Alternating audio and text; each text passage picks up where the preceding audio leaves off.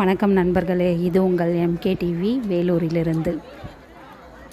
வேலூர் மாவட்டம் அணைக்கட்டு தாலுக்கா கல்லாங்குத்து கிராமம் தோப்புசாமி சப்த முனீஸ்வரர் ஆலய கும்பாபிஷேக திருவிழா.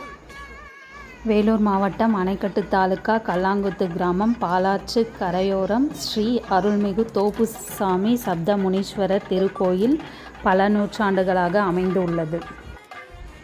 இந்த பாலாற்று கரையோரம் இயற்கை எழில் சூழ்ந்த அடர்ந்த தோப்பு பகுதியில் இந்த இறைவன் குடி கொண்டிருப்பதாலும் இப்பகுதி மக்களுக்கு காவல் தெய்வமாக விளங்குவதாலும் முனீஸ்வரனுக்கு தோப்பு முனீஸ்வரன் என்று பெயர் வந்தது.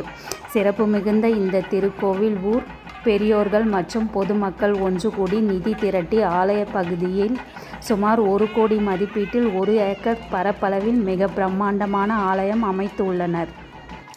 இந்த ஆலயத்தில் 7 முனீஸ்வரர்கள், 3 சப்த கன்னிகள் மற்றும் 27 நட்சத்திரங்களுக்கு அதிபதியான தேவதைகளுக்கு சிலை அமைத்து அனைத்து தேவதைகளும் ஒரே இடத்தில் பக்தர்களுக்கு அருள்பாலிக்கும் வண்ணம் ஆலயம் அமைக்கப்பட்டு உள்ளது.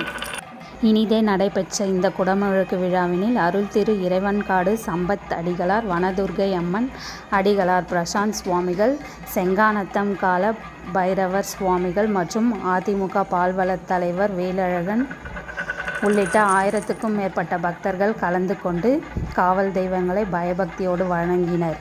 விழாவிற்கு வந்த அனைவருக்கும் காலை சிற்றுண்டி முதல் அறுசுவை விருந்து வழங்கப்பட்டது.